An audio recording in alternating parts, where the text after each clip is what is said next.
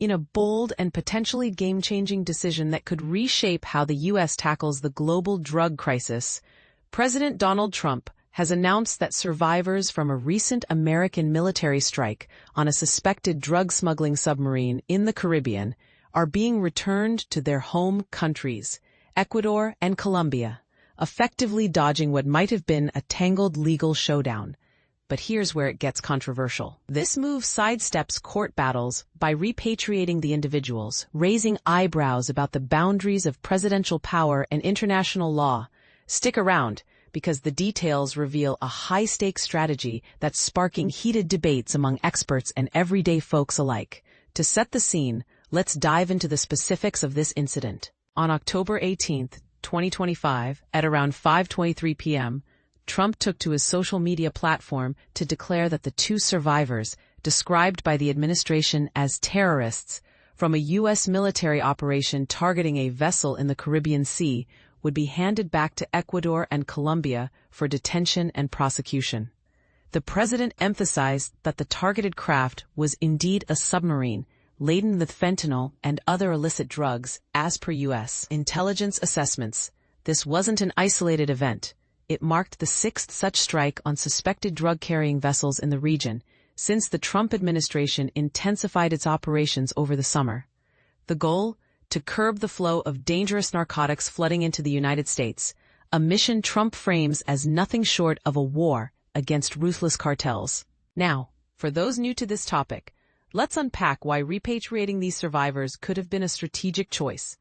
Under U.S. law, individuals captured in military actions, especially those labeled as unarmed combatants, have the right to challenge their detention in court, potentially leading to lengthy legal proceedings.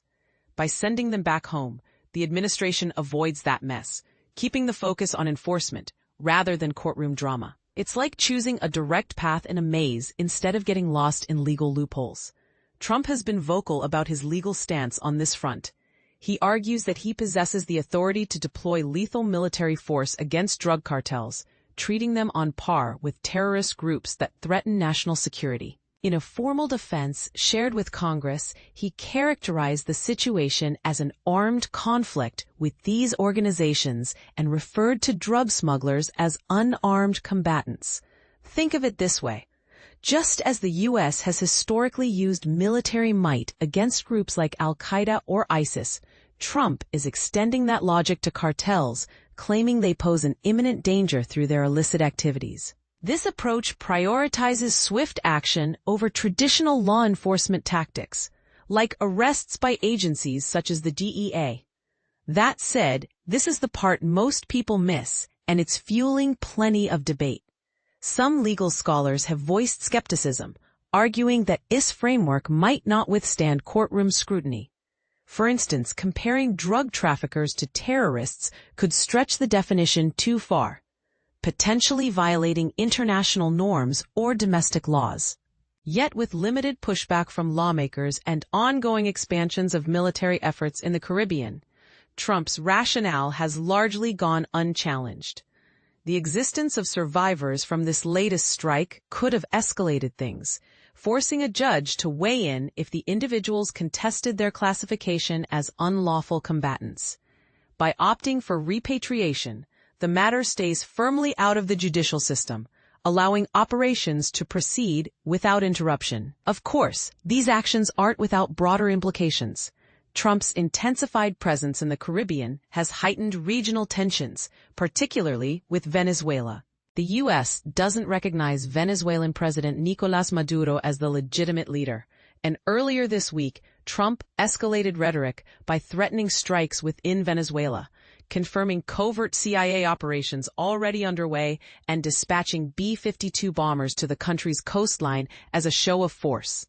It's a reminder that this war on drugs has geopolitical ripples, potentially straining alliances and sparking diplomatic headaches. And this is where the controversy really heats up.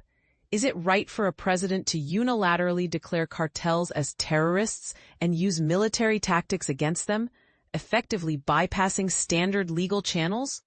Critics might say it oversteps executive power, risking unintended consequences like escalated violence or strained relations with Latin American nations. On the flip side, supporters could argue it's a necessary tough-love approach to combat a deadly crisis that's claimed countless lives through opioid overdoses and gang-related mayhem.